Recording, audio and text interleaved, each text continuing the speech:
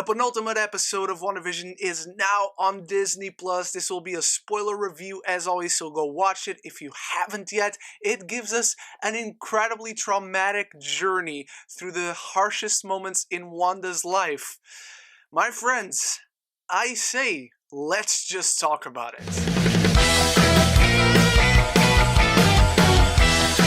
After revealing her true self, Agatha takes Wanda on a troubling journey revisiting her past for insight into her present and future. Let's start with the opening scene of this episode right away, but before you do get started, why don't you go down to the comments below and let me know your thoughts on this episode, and while you're going down there, why not click the subscribe button? It really helps me out. It's free, you don't pay anything, and you will be always aware whenever I upload a new video, whether it is a WandaVision review or really just something else. And if you want to support the channel even more, there's also merch on sale on TeePublic, Redbubble.com. So we start this episode by finding out Agatha's backstory. She was a witch back in the times of Salem. She was someone who betrayed her coven because she was an evil witch. Apparently, the show is suggesting that the witches were good back then, and Agatha is so incredibly powerful, she just killed them all, and she has been living up until this day, which is odd. If she is someone who does not age and who is seemingly immortal, is Wanda the same?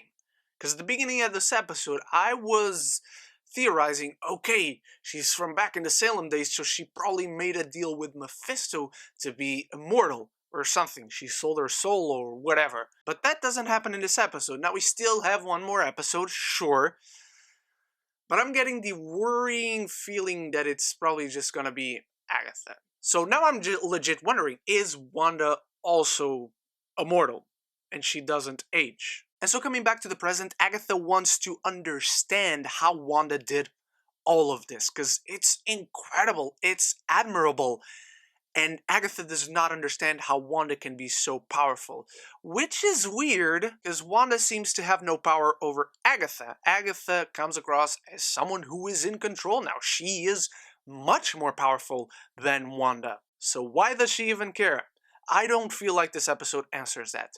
Nevertheless, the journey that we go into with Wanda and Agatha as they observe all of this, like they themselves are watching a TV show within a TV show within a TV show. And so this episode very much feels like Wanda is transitioning from the bargaining stage of grief into the fourth stage, depression, as she is realizing the truth and everything that she's been doing and everything that has truly been happening. And we go back to a night where her and Pietro, we do not see Aaron Taylor Johnson, and I really wanted to see Aaron Taylor Johnson. But we go back to a night in Sokovia when they were very young, where Pietro, Wanda, and the parents, who are not the people from the commercials, what is up with that? They're watching these old shows that her dad was trying to sell to make some money, and they're watching the Dick Van Dyke Show, which the first episode is very much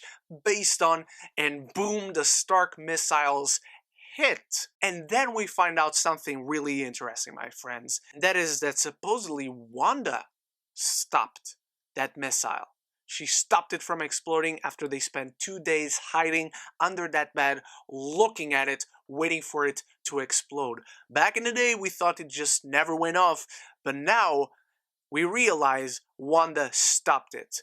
Now, I have something to say about that, but we need to go to the next stage, where she volunteered to be a human test subject for the Infinity Stone on Loki's scepter, and she unlocked it. She took out the blue covers and revealed the real yellow Infinity Stone, and I think her real powers came from that, or were augmented by that, because she is looking at it, she breaks it open, and we see a vision. She sees a vision of her future, the Scarlet Witch. We see this awesome, beautiful looking silhouette of her in her comics costume, and it's really awesome. But then the camera didn't capture it, which I think was also Wanda's doing. Now, with these two scenes, one following the other, we have to assume that this is a sneaky way of not introducing mutant kind as a whole, but introducing the concept of mutants into the MCU, because this episode strongly suggests that Wanda had her powers before she was ever used as a human test subject for Loki's scepter and for the Mind Stone, which I think is really interesting and opens the doors and makes it not very much easier, but easier for the mutants to somehow, some way come into the MCU in the future whenever they do come in. And so following that, we have the sweetest and yet most heartbreaking moment around the time of Civil War, where Vision and Wanda are getting close, and Vision is the one person who's trying to talk to her through her grief of having lost her brother as they're watching Malcolm in the Middle, another reference there. And both Paul Bettany and Elizabeth Olsen crush this really intimate, sweet moment between them, and Vision says something along the lines of, the fact that people grieve, it's just love persevering.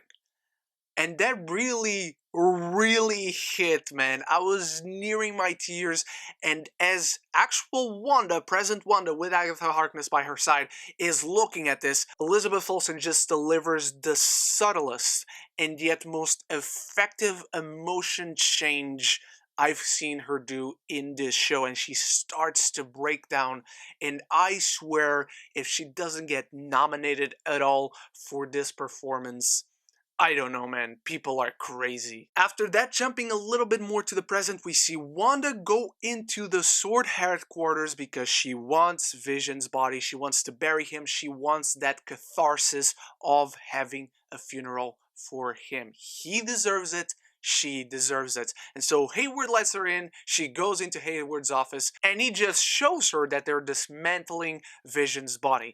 And he starts with all these bullshit arguments that he's a thing, and then he's like, oh no, sorry, he's an actual person. Sure. And he says that she cannot take $3 billion in vibranium just to bury it. Aren't you just dismantling it, dude? Are you not going to do nothing with it, supposedly? Then what the hell is your problem? And then he uses his worst argument that just takes Wanda over the edge and says, he's not yours to take. Well, dude, he's not yours either. He belongs to Stark's Industries. You're not Stark Industries, my friend. So Wanda breaks in and just goes into him and tries to revive him, just his head, like they were doing in Infinity War. And she says she can't feel him, which was absolutely heartbreaking. But the interesting thing is, Wanda does not take Vision's body. Back in episode 4, we were told by Hayward that she took his body.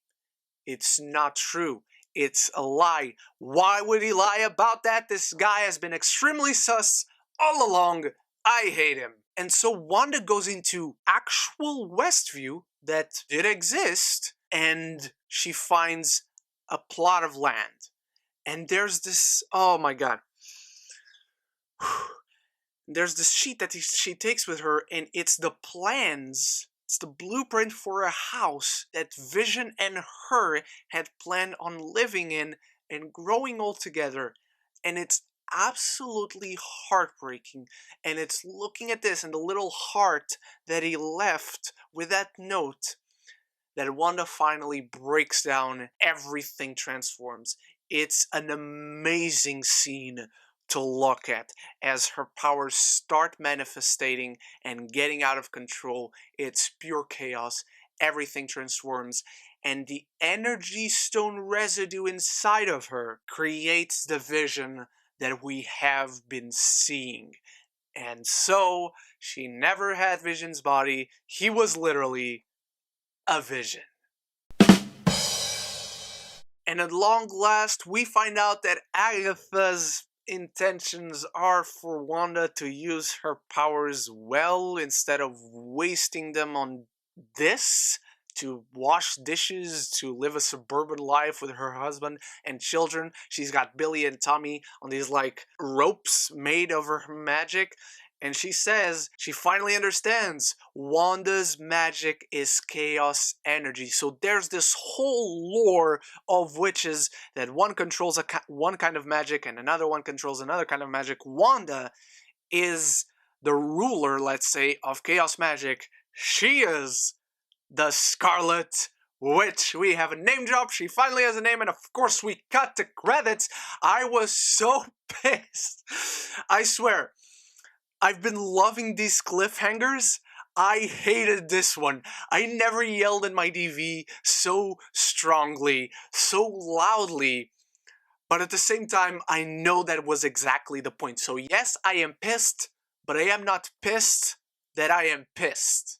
I guess that's the best way I can communicate that. But of course, we are not done yet. There is a post-credit scene that was set up last week of Hayward saying, "We launch today." Now they're ready to launch. They have Vision's body. They've reassembled it. It looks like White Vision from the comics, and they needed energy from the source. So they have that drone that they sent in, that Wanda brought back, that has energy residue around it, and they turn on Vision with that. So her powers do work on Vision's body. Here's my theory, my friends. This energy of Wanda was also the energy that killed Ultron. So the body of Vision can still maybe have Ultron's consciousness in there, and we will have a fight between Wanda and Ultron in Vision's body. That's what we have set up right here, right now. I don't know how I like that Agatha is the only villain in this. I'm really not sure about it. There's one more episode. I don't like the prospect of it, but again, depends on the execution. This episode was extremely traumatic, hard to watch. It was emotionally heavy, and it was emotionally resonant. They've been building these 5 stages of grief story, this tragedy, and now she's in the 4th stage. So next week, we finally have acceptance. We finally have Wanda come to terms, better or worse, and I think it is worse, with the fact that she just has to move on from Vision. There's one quick thing that I forgot to mention in the beginning, that Agatha reassures Wanda and us, the audience, that that was a fake Pietro. She calls him Fietro, and I think we should, from now on, call him that. Fietro, played by Evan Peters. But those are my thoughts on this week's episode of WandaVision. I still believe there's a chance Ultron is here. There's a chance Mephisto is here. This is not gonna be Agatha Harkness being propelled into being the villain of Doctor Strange. It just doesn't seem like a fit. Or even Spider-Man 3 for that matter. But what do you think? Let me know your thoughts in the comments below. I've been enjoyed WandaVision. Did you guess anything? Are you predicting anything for the finale next week? Come join me, and join me right now in the comments below. Start the conversation. It's the most important part. And if you watch this far, you're new to the channel, click on the subscribe button. It really helps me out. You'd be the sweetest person if you did it. And if you don't, this invisible hamster will die. So thank you so much once more. Stay tuned for my review of Tom and Jerry and many others to come very soon. I hope to see you there. And so until then, love each other and love the movies.